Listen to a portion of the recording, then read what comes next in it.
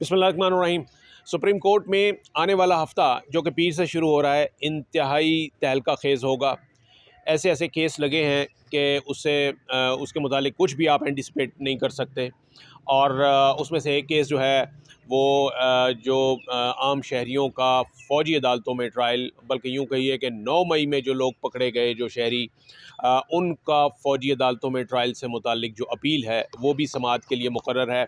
और उस केस की समाअत के लिए, क्योंकि एक इंतहाई हसास नौइयत का केस है, इस्टेब्लिशमेंट इसमें ज़ाहिर है एक बराह रास्त इसमें फ़रीक नहीं, तो ये उससे मुताल्लिक़ केस है, लेकिन भी है। इसका ओके। तो उसके लिए जो बेंच तश्कील दिया गया है, वो उस बेंच में हैरत अंगेज़ तौर पर काज़ी फ़ाइज़ ईसा खुद शामिल नहीं है, चीफ़ जस्टिस खुद शामिल नहीं है। क्यों शामिल नहीं है? उन्होंने अपने आप को इस अहम मुकदमे की समाअत से क्यों अलहदा किया, या क्यों तरजीह नहीं दी कि वो इस लार्जर बेंच में शामिल हों, ये हम जानेंगे अदील सरफराज से। अदील, एक तो ये बताइए कैसे फ़रीक है ये? सर बेसिकली तो जो अपील है वो हमारी वज़ारत दिफ़ा की जानिब से आई है, सबसे मेन अपील। ठीक है। और उसके बाद जो अटॉर्नी जनरल फॉर पाकिस्तान है वो भी इसमें अपील लेकर आए हैं अलग से। ठीक है। जो आपकी इंटीरियर मिनिस्ट्री है और 3 सूबे पंजाब, खैबर पख्तूनख्वा और बलूचिस्तान, इन्होंने भी अपीलें दायर की हैं। ये इंट्रा कोर्ट अपीलें हैं। Supreme court practice and procedure act के बाद 184(3) के केसेस में अब इंट्रा कोर्ट अपील की ठीक हो रेमेडी। गया, ठीक हो तो गया। अब इन अपीलों पर जो बेंच तश्कील दिया गया है वो बड़ा ही हैरानकुन है। हुँ। और हैरानकुन इस वजह से है कि हम एक्सपेक्ट कर रहे थे कि chief justice of Pakistan justice Qazi Faez Isa इस बेंच में न सिर्फ शामिल होंगे बल्कि इसको हेड करेंगे। और वो क्योंकि 2015 में जब आप भी रिपोर्टिंग किया करते थे सुप्रीम कोर्ट की, उन्होंने एक फ़ैसला उस वक्त फौजी अदालतों के ख़िलाफ़ दिया था, तो तासुर यही था कि फ़ैसला बरकरार रहेगा और शायद शदीद शद्दोमत के साथ इसमें इजाफ़ा ही होगा। अब हुआ ये कि जस्टिस काजी फ़ायज़ ईसा साहब ने ख़ुद को बेंच में शामिल नहीं किया, बल्कि जस्टिस सरदार तारिक मसूद साहब को ये ज़िम्मेदारी सौंपी है। उन्हें बेंच का सरबराह बनाया है और एक 6 रुकनी लार्जर बेंच, जो कि एक इवन नंबर है, ऑड नंबर भी नहीं है, वो बनाया है। और पहले एक 5 रुकनी लार्जर बेंच था, तो ऑब्वियसली उससे बड़ा बेंच ही सुन सकता है अपीलों को, तो 6 रुकनी लार्जर बेंच बनाया गया है। इसमें न और उसमें अगर हम अपने नाज़रीन को ये बात बता दें कि वो जो 5 रुकनी लार्जर बेंच का फ़ैसला था, वो मुत्तफ़िक़ा तौर पर ये था कि शहरियों का फ़ौजी अदालतों में ट्रायल जो है वो गैर आइनी है और गैर कानूनी होता है। बिल्कुल ऐसा ही था? 5 जजेस का वो फ़ैसला था। और इसमें एक चीज़ उसमें अभी भी एक चीज़ है कि उसमें तफ़सीली रीज़निंग अभी आनी है।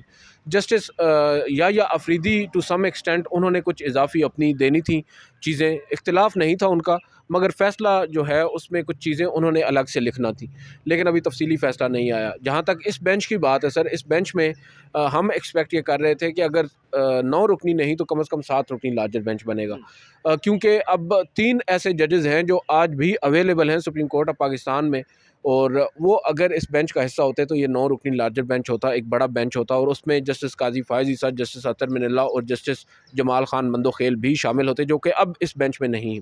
इस बेंच में ना जस्टिस काजी फ़ायज़ ईसा है, ना जस्टिस अतर मिनल्ला है, ना जस्टिस जमाल खान मंदोखेल हैं, बल्कि जस्टिस सरदार तारिक मसूद साहब के अलावा जस्टिस अमीनुद्दीन खान हैं, जस्टिस मोहम्मद अली मज़हर हैं, जस्टिस हसन अज़हर रिज़वी हैं, और जस्टिस मुसरत अल आली और जस्टिस इरफान सादत।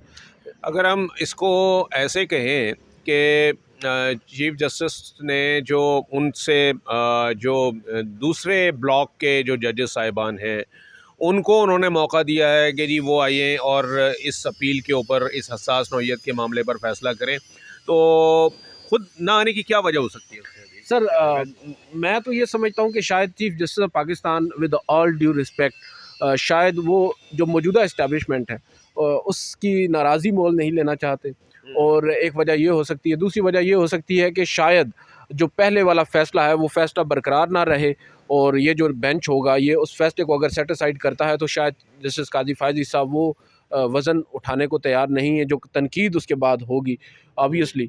और तीसरी जो वजह समझ में आती है वो ये आती है कि आज से पहले, यानी चीफ जस्टिस बनने से पहले, काजी फ़ायज़ ईसा साहब का जो एक स्टांस था रिगार्डिंग इस्टेब्लिशमेंट, वो आया है सब पर, बिल्कुल एक वाज़ह था, उनका एक स्टांस हुआ करता था, और फ़ौजी अदालतों से ठीक मुतालिक है। भी उनका एक स्टांस था। अब और मौजूदा बुनियादी हकूक जो इंसानी हकूक हैं। मौजूदा मौजूदा सूरत हाल में बिलखसूस 9 मई के वाक़े के बाद जो पाकिस्तान तहरीक इंसाफ और इस्टेब्लिशमेंट आमने सामने आ खड़े हुए हैं, और जो उनके दरमियान एक सर्द जंग जारी है, उसमें शायद जस्टिस काजी फ़ायज़ ईसा भी इस्टेब्लिशमेंट की तरफ उनका रुझान ज़्यादा है, और वो भी का जो पाकिस्तान तहरीक इंसाफ या इमरान खान साहब का या 9 मई का जो वाक़या है, उससे ख़ुद को बाज़ाब्ता तौर पर ये वाज़े कर चुके हैं कि वो किसी भी सूरत एक मुनासिब इक़दाम नहीं था और उससे अलहदगी इख्तियार करते हैं, और ऐसे मामलात से भी अब वो ख़ुद को अलहदा कर रहे हैं जो पाकिस्तान तहरीक इंसाफ और इस्टेब्लिशमेंट की आपसी लड़ाई है उससे मुतालिक। तो मुख्तलिफ पहलू। लेकिन माफ़ कीजिएगा आदिल, काजी साहब तो वो जज हैं जिन्होंने कि फैज़ाबाद धरना केस का ऐसा फ़ैसला दिया था कि जिसके बाद उनके ख़िलाफ़ रेफरेंस दायर करने की नौबत आ गई थी। तो ये तब्दीली सर, ये तब्दीली मैंने जैसा आपको पहले बताया कि बेसिकली तो पाकिस्तान तहरीक इंसाफ है, और Pakistan Tehreek Insaf was the same party जिनकी गवर्नमेंट थी और काजी फ़ायज़ साहब के ख़िलाफ़ एक रेफरेंस आया था, और इमरान खान साहब was the same prime minister या पॉलिटिकल लीडर जिनके जो इख्तियारात पर उन्होंने नोटिस भी लिया था और इनके मुतालिक केसेस पर समाअत से रोक दिया था उस वक्त के चीफ जस्टिस ने, जस्टिस काजी फ़ायज़ ईसा को। तो कुछ पर्सनल भी शायद इसमें मामलात हों, जो भी है, मगर बज़ाहिर हम वही चीज़ रिपोर्ट कर सकते हैं जो नज़र आ रही है। नज़र यही आ रहा है कि बज़ाहिर चीफ जस्टिस जो हैं मौजूदा इस्टेब्लिशमेंट के साथ कम से कम सेम पेज पर हैं जहाँ तक 9 मई का वाक़या है, और वो शायद उनको नाराज़ नहीं करना चाहते, और इस ज़िमन में पाकिस्तान तहरीक इंसाफ को कोई रिलीफ़ देने के वो वहाँ भी शायद ना हो। मगर यहाँ पर अब बात ये है कि जो फ़ैसला ये बेंच देता है वो फ़ैसला क्या होगा। अब ये बड़ा ही अनप्रेडिक्टेबल बेंच है मेरी नज़र में, क्योंकि ये तमाम और है भी इवन नंबर में। तमाम जजेस जस्टिस सरदार तारिक मसूद साहब सब के अलावा वो हैं जिनकी राय के बारे में आप अभी अंदाज़ा नहीं लगा सकते। गो के supreme court practice and procedure act में ये तमाम जजेस ही चीफ जस्टिस काजी फ़ायज़ ईसा के मौक़िफ़ की तायद कर चुके हैं, और इन्होंने भी पार्लिमान की बालादस्ती को तस्लीम किया है जहाँ तक मामला है सुप्रीम कोर्ट से मुतल्लिक़ कानून साजी का। मगर दीगर मामलात में अभी ये सामने खुलकर इनका मौक़िफ़ नहीं आया। देखते हैं इसमें क्या हो सकता है। इसमें एक पॉसिबिलिटी ये है कि उस फैसले को बरकरार रखा जाए जो जस्टिस इजाज़ुल हसन की सरबराही में 5 रुकनी लार्जर बेंच ने दिया था, और एक ये भी हो सकता है कि उस फैसले को सेट असाइड कर दिया जाए, और फिर एक दरमियानी रास्ता ये है कि फ़ौजी अदालतों में सिविलियंस का जो ट्रायल है उसको गैर आइनी करार दे दिया जाए, मगर जो पाकिस्तान आर्मी एक्ट के मुख्तलिफ सेक्शंस हैं 2(1)(d)(1) और D2 जो हैं उनको बहाल करने का कह दिया जाए।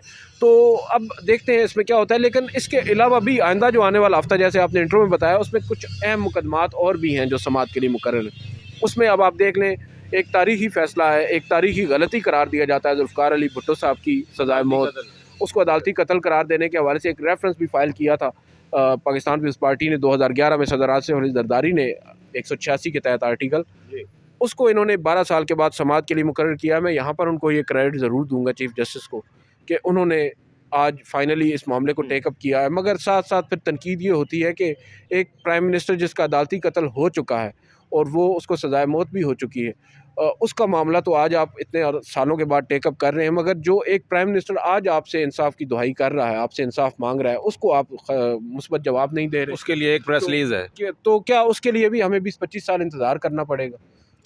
वो एक ये पहलू है। दूसरा जो अहम मुकदमा है सर, एक तो शौकत अजीज सिद्दीकी साहब वाला जो उनको बेदखल किया गया था, ओहदे से अपील पेंडिंग है बहुत अरसे, वो भी काजी फ़ायज़ साहब खुद हेड कर रहे हैं। और एक और इंटरेस्टिंग आस्पेक्ट ये है कि अब आइंदा हफ्ते मंडे से ये एक चीज़ सामने आई है, एक फ़ैसला हुआ है। अभी फ़ैसला हतमी नहीं हुआ, लेकिन ये सिफारिश हो गई है कमेटी की जानिब से। वो 2 रुकनी कमेटी थी जो आपको याद होगा पहले दिन फुल कोर्ट ने कायम की थी, जस्टिस मोहम्मद अली मज़हर और जस्टिस अतर मिनल्ला पर मुश्तमिल के लाइव स्ट्रीमिंग हो या नहीं हो, सुप्रीम कोर्ट की लाइव कार्रवाई, बिल्कुल जैसे एक दफ़ा पहले अभी तजर्बा हो चुका है। उस पर बताया जा रहा है कि उस कमेटी ने अपनी रिपोर्ट तैयार कर ली है और उन्होंने लाइव स्ट्रीमिंग का तो नहीं कहा, अलबत्ता रिकॉर्डिंग का कह दिया है कि कमरा अदालत नंबर 1 जो चीफ जस्टिस की अदालत है, इनिशियली उसमें जो अदालती कार्रवाई है उसको रिकॉर्ड किया जाएगा और बाद अज़ां जब अदालती कार्रवाई ख़त्म हो जाएगी उसको सुप्रीम कोर्ट की वेबसाइट पर जारी कर दिया जाएगा, जो कि एक खुशाइन चीज़ है और हमें इसकी तारीफ़ भी करनी चाहिए। इस पर ट्रांसपेरेंसी आती है। और इसके अलावा एक और अहम मुकदमा जो सबसे अहम मुकदमा है इस वक्त सुप्रीम कोर्ट ऑफ पाकिस्तान में, वो है सुप्रीम कोर्ट के ही फाजिल जज जस्टिस मज़ाहिर अली अकबर नकवी की आइनी दरख्वास्तों का, जो उन्होंने सुप्रीम कोर्ट में एक दायर की हैं सुप्रीम जुडिशल कौंसिल की कार्रवाई को चैलेंज करते हुए। उनको भी समाअत के लिए मुकर्रर किया गया है। उसके साथ एक ट्विस्ट ये है कि जस्टिस इजाज़ुल हसन के ख़िलाफ़ भी एक दरख्वास्त है, उनका रेफरेंस ना सुनने से मुतालिक, उसको भी उसके साथ फिक्स कर दिया गया है। तो अब जो आइंदा आने वाला हफ्ता है सर, ये हमें कहते हैं ना सर खुजाने का वक्त नहीं मिलेगा हम सुप्रीम कोर्ट रिपोर्टर्स को, और आपको भी मेरी वहाँ पर इस्लाह के लिए मौजूद रहना पड़ेगा। बिल्कुल जी, इंतहाई अहम नौयत के केसेस हैं और ख़ास तौर पर जो ये शहरियों के फ़ौजी ट्रायल वाला जो मामला है, इस पे तो आप ये देखिए कि ये 9 मई यानी 9 मई से ये गिरफ़्तारियाँ हैं और अब हम we are now passing through December, ये दिसंबर चल रहा है। तो ये इतने 7-8 महीने से, यानी यूँ समझ लीजिए कि ये जो मुल्ज़मान हैं ये अपने किस्मत के फ़ैसले का इंतज़ार कर रहे हैं कि, और फ़ैसला हो भी चुका है, लेकिन इसके बावजूद ये वो जिसे कहते हैं ना कि कानूनी मोशगाफ़ियाँ जो होती हैं उसी में ये घूम रहा है और वो अभी तक कैद है। तो हालांकि उनके हक़ में फ़ैसला भी आ चुका है, तो इस लिहाज से इसको ज़्यादा इम्पोर्टेंट, क्योंकि इंसानी हकूक़ से बुनियादी तौर पर जो बुनियादी इंसानी हकूक़ हैं उनसे मुताल्लिक़ केस है। और इसके अलावा जो दीगर केसेस का एक ओवरव्यू दिया आपको अदील ने, ये तमाम के तमाम इंतहाई अहम नौइयत के केसेस हैं। और ये यूँ समझ लीजिए कि जो नेक्स्ट वीक है सुप्रीम कोर्ट से वो बहुत ही, यानी कि उसे तहलका.com जो है ना वो आपको याद आएगा। Thank you very much.